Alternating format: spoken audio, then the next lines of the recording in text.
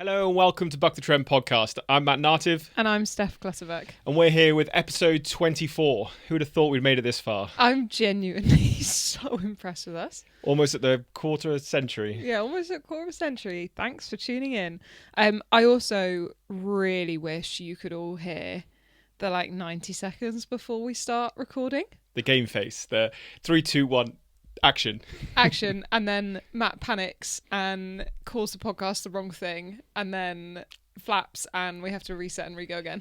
At least I don't forget my name, though. That's a Steph Clutterbuck thing. That is a me thing. That is what I do. I'm Steph Clutterbuck. I think my name's Steph. I'm not really sure. But there we go. It's okay. We're all friends here.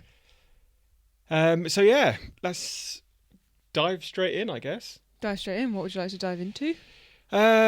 So we've had a few questions, and I was thinking whilst I was in the gym earlier today, and I was thinking sort of along the lines of motivational slumps. I've found myself in a pretty big one currently. Mm-hmm. We all get them from time to time. Peaks and troughs of training, whether you're in a deep block of training or outside of a block of training. Yeah. How do we sort of get through those? And is it mental toughness, or what would you describe it as?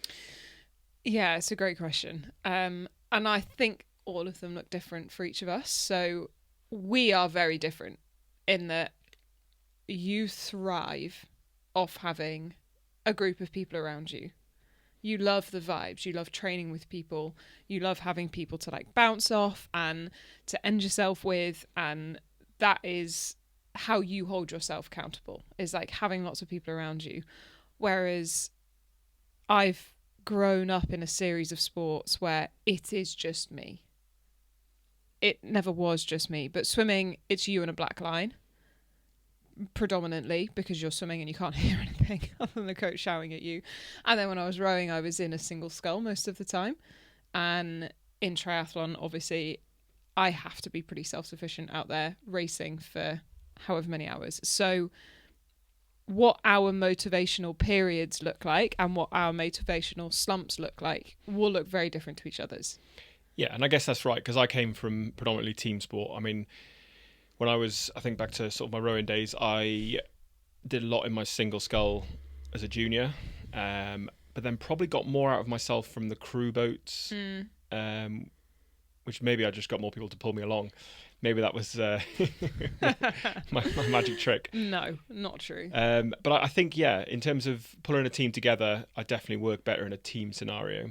Which, when you are an adult who is no longer taking part in a high performance sport and you're working, and we live in a house that is just us two, not a squad of 20 other people, it can be really hard to recreate that sort of vibe. So I think you are in the process of learning how to become self-sufficient when you need to be self-sufficient, but equally where to find that squad feel when you need it.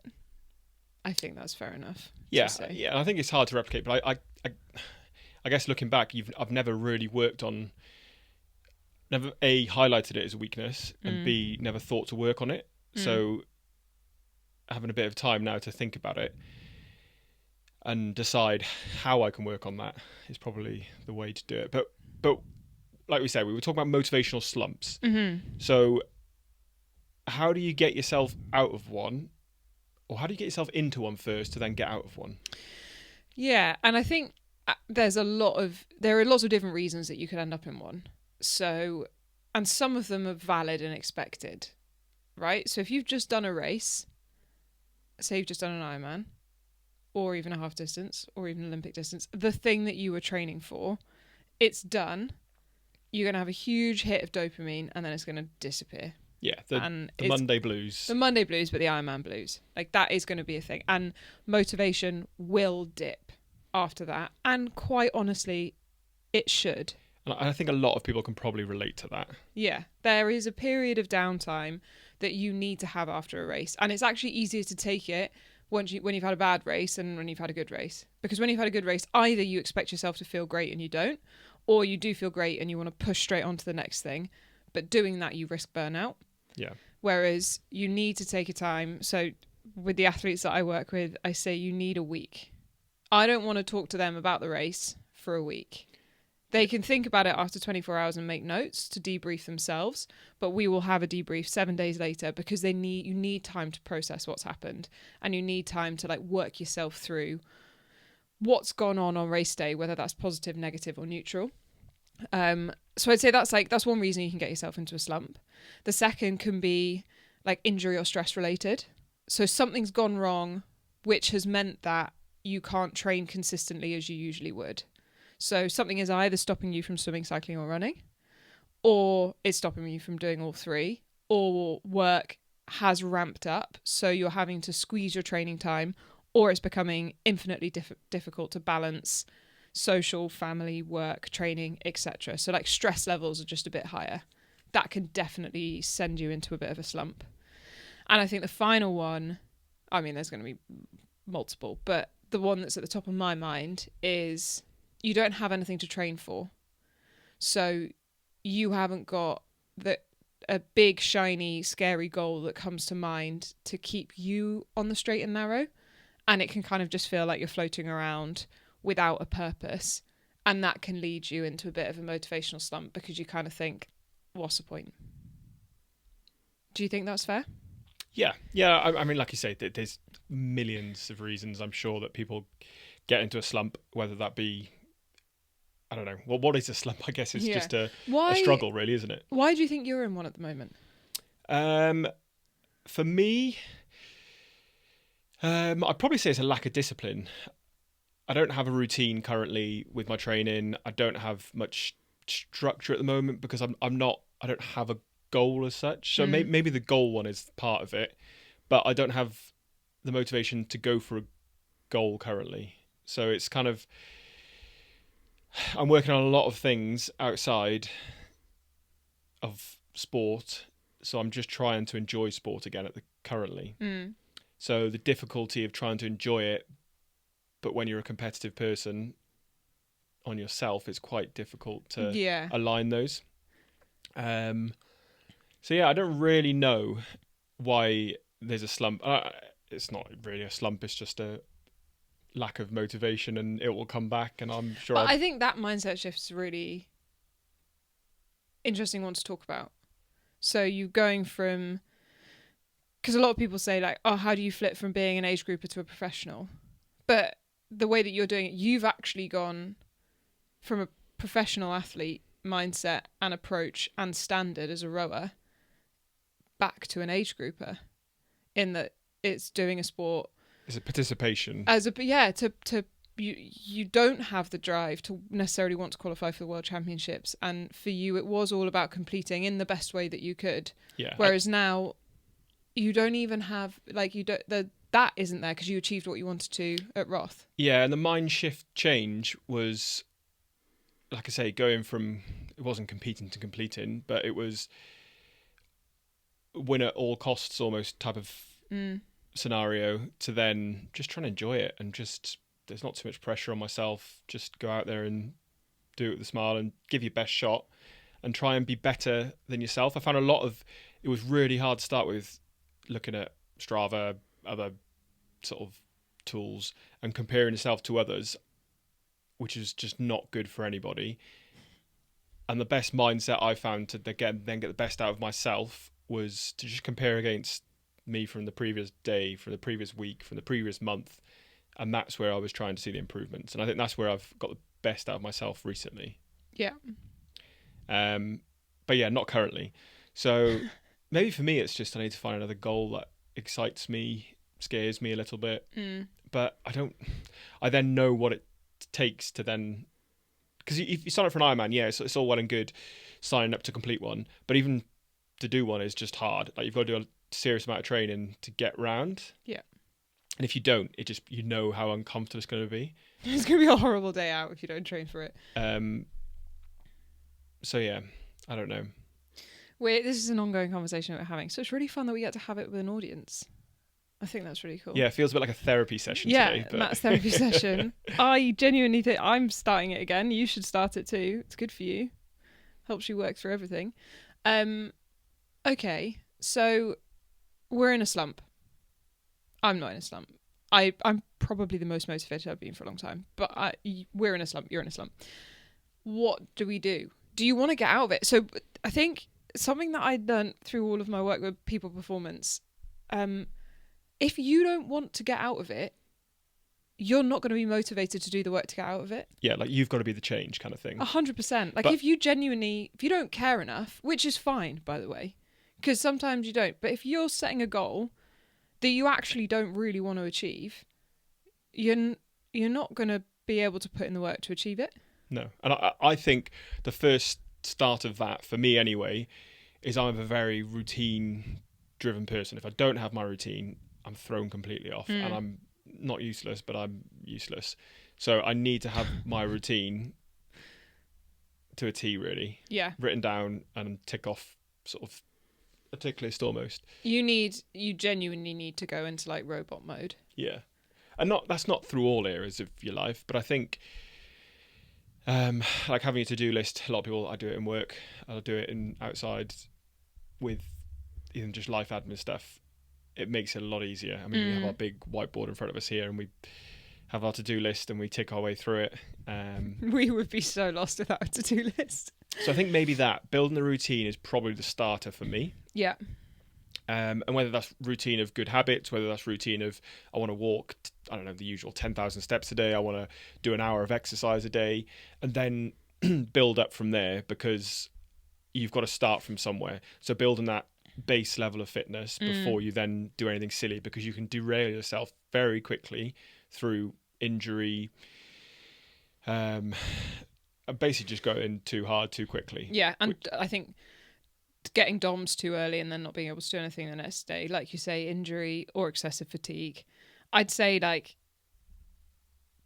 if you are genuine, like really struggling with motivation, find small easy wins, the super low hanging fruit.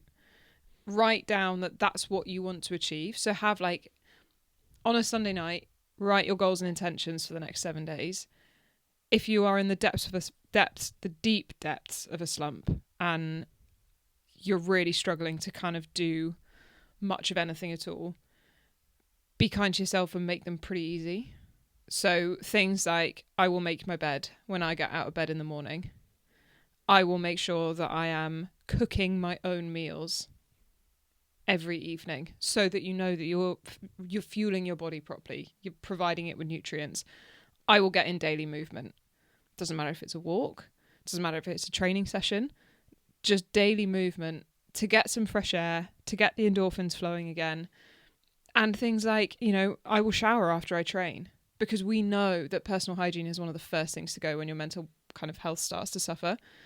So make it as easy as you need it to be to start the ball rolling, because that's all we want. We want to start building momentum so that the next week we can set some slightly bigger goals and say, actually, this week I'm going to do 5 training sessions rather than 5 days of movement.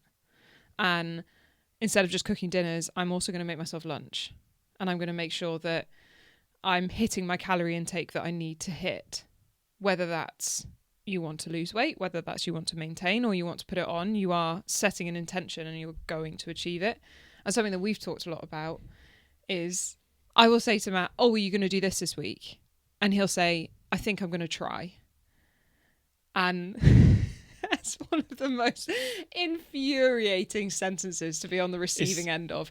Because I think I'm going to try is like, you have not committed to anything in that reply, in the slightest. But we've discussed this, and I think it gives you the get out, doesn't it? Yeah, you've let yourself fail before you've even started.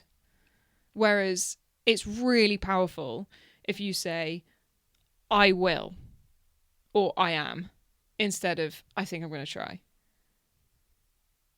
Because I think I'm going to try. It's like, okay, great, you're going to try, or you think you might try. But when it gets hard, your brain's going to go, oh yeah, but we didn't say we were going to do it, so we're going to stop now. Like, we did 2 dinners. 2 dinners is fine. We're just going to stop at 2. You say your brain, you mean the chimp. The chimp. Oh yeah, I don't know if you've read Steve Peters' The Chimp Paradox. Matt is working through it at the moment. I mean, I must have read it about 3 times. But Yeah. It helped me out massively a couple of years ago. But it says it's easy to read it, but putting it into practice, I find a lot harder. Requires work. Because it's so easy to train, and this leads on to our sort of next point, I guess. But it's so easy to sort of train your body, but it's so hard to train. Well, I find personally so much harder to train your head, your mind, and that's where we can sort of intersect into sort of mindfulness and how that links into endurance sport. Yeah, and I think it is directly relevant to motivational slumps, because I am not motivated all the time, but I understand what this is going to take for me to achieve what I want to achieve. So I lean heavily in discipline, but mental toughness, as a point that you talked about with regards, and I much prefer resilience as like a term. So the ability to absorb and take on whatever you are facing and not let it negatively impact you is kind of how I see resilience. So it's not about bouncing back. It's not about bouncing forwards. It's not about comebacks. It's not, none of that. It's about being there, being present, experiencing what you need to experience, and changing positively as a result. That takes a huge amount of mindfulness. So in order to navigate the motivational slumps and the reasons for it, we need to have a really quite substantial amount of resilience within us. We also do generally for endurance sports, because if you think about all the things that go wrong in a day, magnify that by race day, so like 100 times more. And even little things, you've dropped a gel, your bottle fell off. There's so many instances that we need to positively plan our way out of that requires emotional intelligence and resilience. We need to practice mindfulness in order to stay calm in those situations. So what does that look like in a daily life? Stress management, which we can all be better at, and emotional regulation, I think. So there's elements of critical thinking for sure. So being able to, under stress, make decisions, consider all possible outcomes, and make the most impactful decision for your future self. Because in a race, something goes wrong in a swim. Yeah, okay, it kind of impacts what goes on in a swim, but it could impact you 4 hours down the line. And we need to be able to see that. So I think the mindfulness element is you've got to be confident in yourself, who you are and your ability, so that you can manage all of the things that are kind of going along in the outside. And that's the stuff going wrong, that's the stuff going right. It's keeping a level head, it's managing your nerves, it's regulating your emotions in general, because like race day is an emotional day. I cry every time I cross the finish line. Yeah, I think it's different for everybody though, in terms of if we're going to a race, I feel I'm less flappable than I would be in training. And when I say flappable, I mean if something goes wrong in training, it's so much easier to chin it off and be like, forget it. Whereas in racing, if something happens, it's so much easier to sort of think on the spot and, I don't know, you've done your scenario planning, so you know what's like could come up. And but that's it. You've done your scenario planning. But maybe because you don't go into that much detail when in training, when things happen, it's easier just to go, okay. Yeah, and but you do your scenario planning.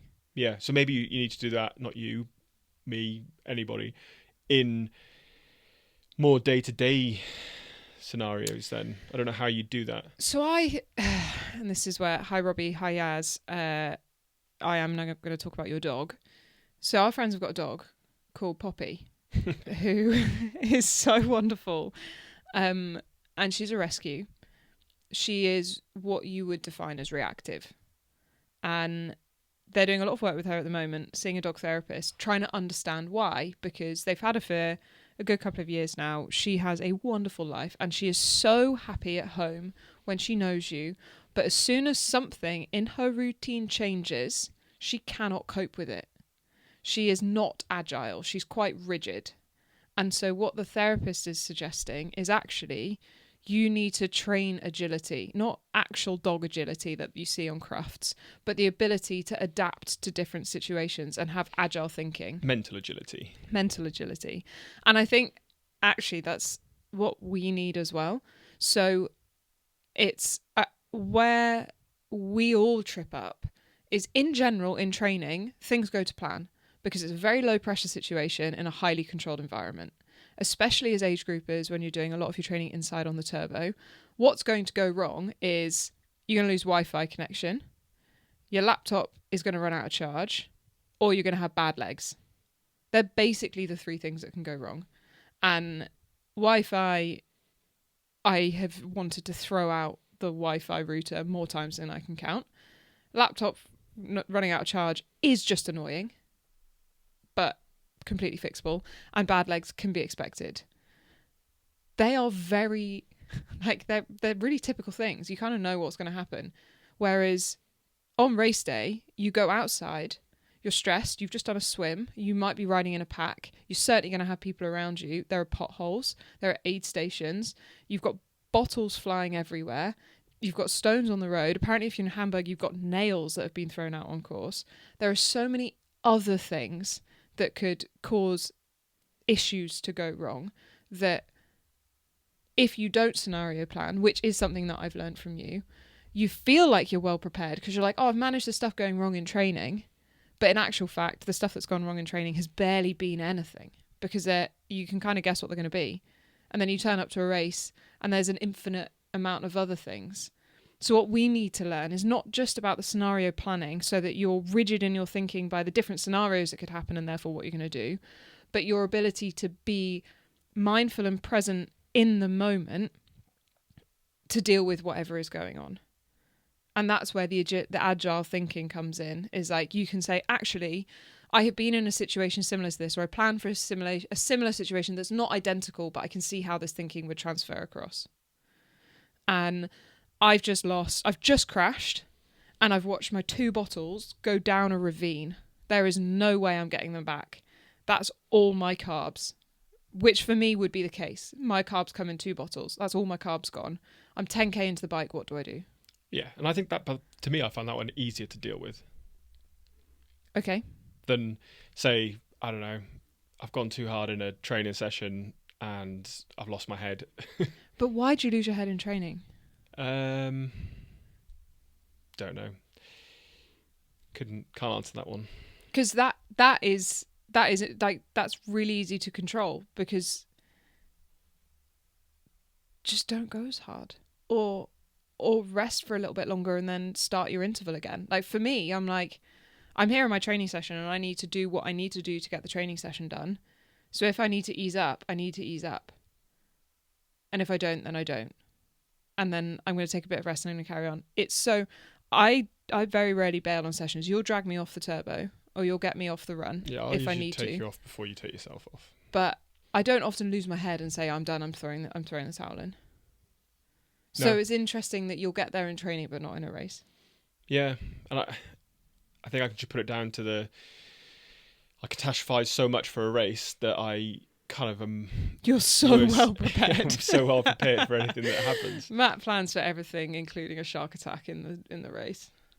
If it's in a lake as well. And in a lake, because sharks apparently have legs and they can crawl across land. Don't be silly. we from last week we actually know that Team Orca won, so yeah. Maybe coming across an orca's better. Yeah. They're going to save you. They're going to make you swim faster. Although I'm still going to avoid both. I think it's probably smart. So yeah, I think there is an enormous intersectionality between mindfulness and endurance sport. I think having the ability to be mindful and present gives us the ability to be resilient, which gives us the ability to manage these motivational slumps and peaks. Because equally, a motivational peak isn't necessarily that helpful either, because that's when you can do too much and you can get too excited and you don't prioritize recovery because you feel great and you want to push on for more. And then you experience the slump off the back of it. And that's where it's knowing when to sort of push the accelerator and then pull your foot off it when you need to have the best season. And that's where you work with your coach, and you have your daily discussions, and that's where you sort of know where to pull back and when to push on, really, isn't it? Yeah. And how that, like I say, links into sort of, I don't know, endurance sport. So we've kind of covered a lot of it, but is there anything else you want to go to? Well, The ability to be in a flow state in your mind is massively beneficial for endurance sport because, yes, we are there to race and we're there to get the best out of ourselves and we're there to beat other people wherever we can. But at the end of the day, it's you and your own. You're not performing because you're with a group of other people. So I think it is really put to the test, the ability to be with your mind, you and your mind, in an endurance race for, I mean, at this point, maybe sub 8 hours for a woman, but most professional women, somewhere between 8.5 and 9 hours, be with you and your thoughts, deal with whatever is going on in an extremely extreme way. And then you can take that even further because at this point, Ironmans are not particularly long in the endurance world. I think gravel riding is probably a more extreme version because the amount of punctures and crashes and people riding with broken fingers and broken collarbones is utterly insane. And not necessarily advocating for racing with broken bones, but you stand on that start line basically guaranteeing that something is going to go wrong and it's going to require innovation. You're going to have to think creatively about how to solve it. You might have to use a gel inside your inside your tyre to kind of plug a hole, and that's probably the easiest solution of things that you're going to have to face all day. Yeah, there's a lot more scenario planning, probably the longer the event goes on, I'd say. Yeah. And if the opposite of mindfulness is stressfulness and you exist in that realm, you are far less able to deal with the other stuff that's thrown your way, and you're going to be less resilient, and therefore you're going to be much more susceptible to the emotional peaks and troughs than you are if you're able to kind of take a step back and be present with what is going on, but equally have an objective view of past and future to then say, I need to do this because this is what I've seen done before and I know it's going to benefit me in 8 hours time. Yeah. And talking of mindfulness, obviously last week we spoke about some breathing exercises you've been doing and the work you've been doing. Can I just say I'm now a breathing expert, so you can retract your statement from last week. Well, I was about to say that we're still not breathing experts and that it is still work in progress and we're still learning a lot with expert help. So as we find out more through this, we will share the journey. Yeah, I really appreciate all the people that have asked for advice. I am in zero position to give advice. I am just sharing my experience because clearly until 2 weeks ago I was not breathing properly in the slightest. It is and still continues to be absolutely mind-blowing. And I did a 90-minute run yesterday breathing through my nose only, but this is new to me, so I will share what I learn as I learn it, but I really am not an expert at all. Yeah, and regardless of that, it's been clear that the messages we've had, people do find it interesting, and like I say, a lot of people have tried this before, and I know we've spoken about people like the Wim Hof method, for instance. A lot, the ice cold plunge was like a big thing. I don't know if it still is. It probably is actually. You should see it all over Instagram, and obviously that's a method of you've got to breathe to kind of you do have to slow your breathing rate and control within that. So it's kind of like it's not a big thing at the moment, but it's an interesting topic, should we say. So the more we learn about it, the more we will bring over, but we're not experts in this area, so we won't claim to know anything or say anything about it. We never claim to know anything. But if we can pass on some knowledge that we've learned along the way, then fantastic. Yeah. And I think my learning from this week is be very intentional with your breathing in the moments where it is not at rest. So swimming has been eye-opening for me, which is really quite funny. I am relearning how to control my breathing in the water, which is amazing. And I often get messages from people saying they really struggle with gasping and feelings of breathlessness in the water. And swimming adds like a whole nother level to this kind of mindfulness conversation because you are in a position that your body thinks is a threat because your face is underwater. And our instincts are to survive at all costs. So when you're swimming, you are retraining your brain to not panic that your face is in the water. And it's something that's why kids are so good when they've learned from a child, because they retrain their brain as the neurons and the pathways are forming. Whereas when you take a break from swimming or you come to it a little bit later, you are genuinely having to rewire your brain. Yeah.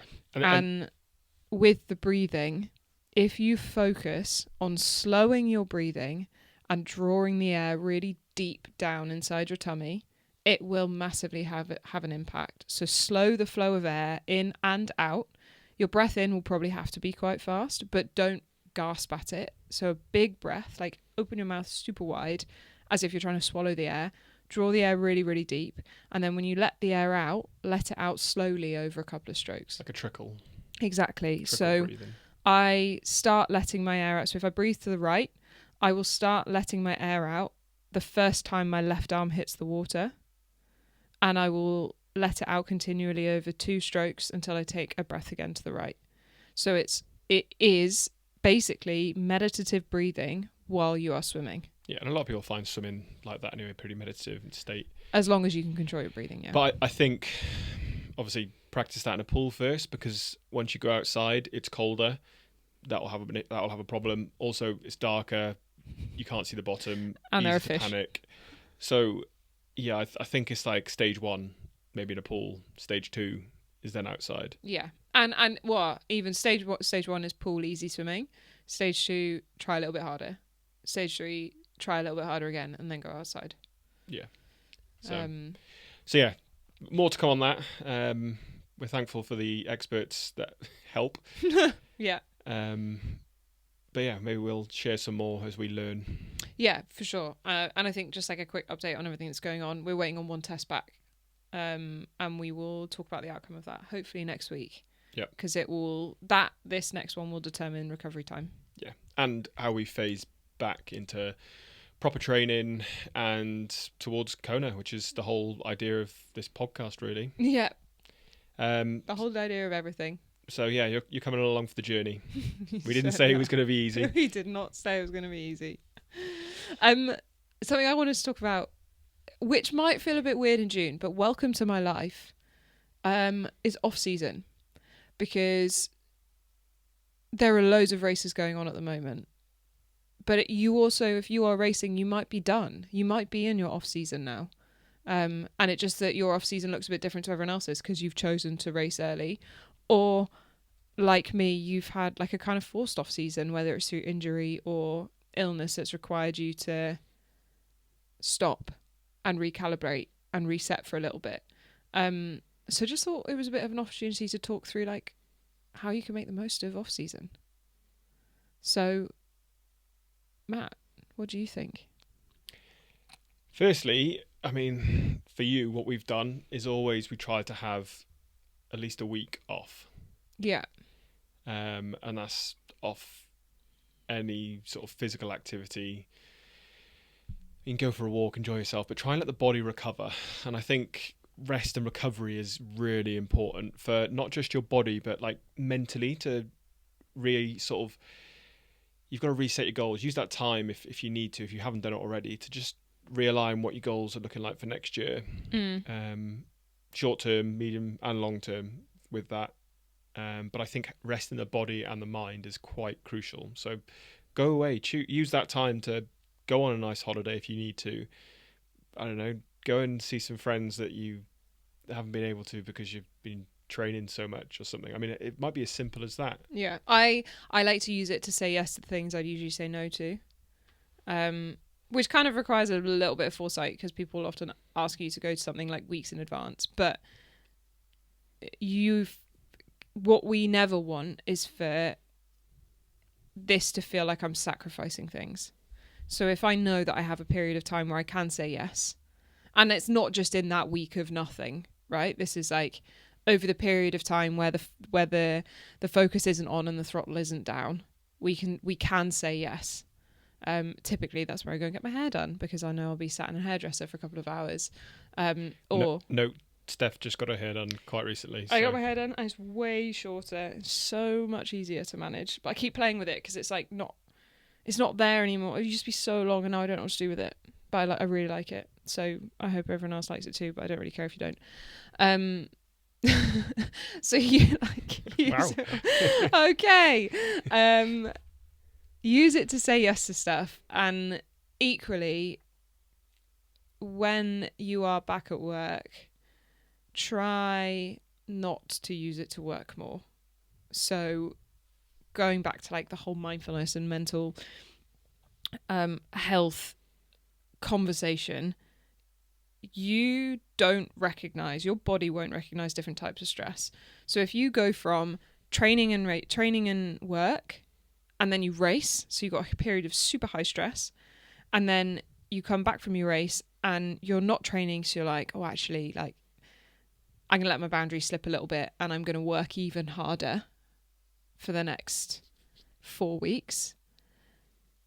That it's okay, part of that is out of your control, but be aware that your body and your mind will not be recovering as well as if you'd even just taken a week where you just worked the same amount that you were working when you were still training, because stress levels are going to be high, cortisol is going to be really high, your sleep is going to be impacted, and your body won't actually realize that you're not training.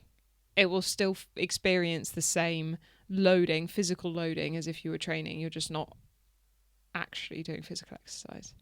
So try not to burn the candle at both ends. Yeah. And also, like we've said, it might be a week, it might be 2 weeks, it might be a month, it might be 2 months. You might need a good bit of time to, like I say, realign your goals, get set. I mean, if you talk about, I'm not sure it's called an off season, but I've had an off year. An off year. It's coming up to a year. Yeah. You are almost at a year. But I think what you can do, so I find the time off hard. I love off season. So I call it holiday and off season. Holiday is that period where I am not exercising. Off season is the period between end of the last race and the beginning of the next race. I love it because it is the opportunity for me to work on the things that require working on. So whether that's like a run build or a run block where I'm doing a little bit of swimming and cycling, but I'm just going out and running more and getting a bit more run loading in my legs. I think a lot of people, it's a missed opportunity to really focus in on swimming and to strip out any like speed pressures and to just go back to the basics and relearn how to swim and get swimming lessons and to just spend a lot of time in the water, swimming 3 or 4 times a week, because that your body will remember, and you can almost then replicate that a couple of weeks before the race where you're doing a block of 4 weeks where you're swimming 4 times a week, and you'll get that feel back quite quickly. But it is really an opportunity to dial into things that you want to improve without having to worry how it will like fit into a whole week of training, because you're resting the other stuff, or you're at least doing a little bit less. And then, but in order to understand that, you kind of need to have done your goals. You need to know where you're going to figure out what you need to do to get there. Yeah. And we do that all of the time. So we've redone that this June. We did it over Christmas, over winter. We've redone that now because my goals for the year have changed. So they've shifted. So we've had to redo our thinking for what it is that we want to achieve and how I want to get there, because I'm aiming to peak like 6 weeks later than we had thought, but I'm still doing an Ironman, and you know, so like my season has shifted, and so therefore our thinking has had to shift with it. Yeah, the pieces of the puzzle just need to move around a little bit. Yeah, just rejig them, and it's given us the opportunity to look at like the training approach as well and research into like what's going on with my body and therefore what the best training will be over the next couple of months. But you don't get that if you don't slow down. If you kind of push on full throttle, you don't get the opportunity to sit, reflect, and look back on the last couple of years and be like, actually, we know that my body really responds really well to this. And after this period of work, we got a really good physical adaptation and we want to do that again. And that's all driven by me as an athlete. That's not necessarily driven by a coach. So it's me leading that conversation with my coach and saying, hey, this is what I think works best for me because I'm living in my body and I know it better than anyone else. Yeah. Okay. So yeah, and I think that's good. That's like I say, we've had a mini off season, so we've had to realign and rest, recover, and look at some goals as well. So yeah, ready to have season part 2 starting at some point soon. Yeah. So journey is still going. We're just following a different path A little bit of a different one. on this route to Kona, like we said. So, yeah, I think that's pretty much our topics for this week. Yeah. Like I say, if you've got any more, send them across. We've still got our What the Buck of this week. Yes, we do. Do you want to hit us off? I do actually. So this one is a submission. I am all for this. Like, celebrate yourself. I understand it took a bit of encouragement for her to send it in, but Ruth Johnston, who has just done 70.3 cairns, and it was her last race before, was it double knee operation? I can't remember if she specified, but Anyway, she's having a knee operation. It was her last celebration before having this major operation, and she absolutely smashed it. yeah. Like, how great, how wonderful. And she sent a very compelling message that has convinced us that we do need to go to Australia. Yeah, so congratulations, Faith and Ruth. Why did I say Faith? I don't know. Congratulations. Sorry. Oh, we've been Yes. watching Sub 4. That's my second. Okay. That's he's fine. jumping around. I'm jumping the gun. Congratulations, Ruth. You're absolutely amazing, and we wish you best for the operation. Yeah. And my second one, which is why I said Faith, was we just finished watching the first docu-series, I guess you'd call it, of, is it Faith Kipyegon. The Kenyan 1500 meter gold medalist, I think she is, who is trying to go be the first female to go under 4 minutes. A bit like On the mile. 4 minute mile. Sorry, what did I say? 4 minutes. You didn't specify. I didn't specify. 4 minute mile. Similar to when Kipchoge went for his sub 2 attempt with Nike. I think it's a similar sort of project. Yes. I'm so excited. So yeah, we've watched the first one of those. I think it's on Amazon. Oh, I'm pretty sure we just stopped watching it. I don't think it's episodes. Oh, is it not? Yeah, well, we didn't finish it. Okay. They're currently in her kind of like home base, and they're talking about the suit they made her and stuff. It's on Thursday. Oh, okay. It might be warm. Yeah. So on the day that this is coming out, Thursday the 26th of June, she is attempting to break the world record. She already holds a world record of 4 minutes 7 seconds. Yeah. She's attempting to go quicker than that. She needs to run a mile at 15 miles an hour. Her 1500 meter time is at 16 kilometers an hour. So she needs to run that and keep going for another 100 meters. So I think it's possible. I know it's possible. I'm so excited. It is probably going to be warm because it's currently quite warm here. Yeah, and I think she's doing it in Paris. She is doing it in Paris. And Paris isn't actually that far away. But yeah, I don't know if you might have listened to kind of Pro Tri News this week, but the question was posed, what has driven the development of long course more? And it was an open question. Was it nutrition or equipment or short course athletes coming over? And my argument was actually it's people going out and doing amazing things. So for me, the sub 7, sub 8 project was like, it was pretty pivotal in what I thought that was possible within the sport. And I know lots of people have different opinions about it because it wasn't legal, but it was just like Kipchoge's wasn't a legal sub 2 effort, but he did it.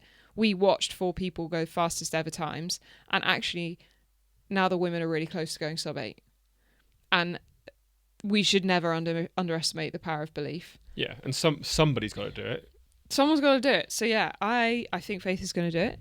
And if she does do it next week, she gets to be the What the Buck moment of the week, along with undoubtedly some amazing performances in Frankfurt this weekend. Yes, which is another one. Like I say, you've discussed it on Pro Tri News, so go and have a listen over there if you want to hear sort of a more detailed breakdown of Frankfurt. But if you haven't seen the start list, my word, it is stacked. Yeah, there's a lot of big names on the start list, and it's going to be a huge race. Yeah, and it's also going to be hot, so it's going to be anyone's game. They are going to need to race smart. I can't wait. It's Tuesday. I still haven't booked flights. I am tempted. I am so tempted to get on a plane and go and watch because I really think it's going to be amazing. Yeah, so watch this space. So I think that kind of wraps it up here. So does indeed. It's time for my bedtime snack. Yeah. So once again, thanks again for everyone for the love and support. We've had a lot recently, and yeah, it's fantastic to hear. It is. Send us in your messages for any topic ideas that you want us to run through, and any of your own What the Bucks that you want us to feature. Yeah, and don't be afraid to send them in. Topics, What the Buck moments. We're all eyes and ears. So we are indeed. We will see you next week. bye. Bye.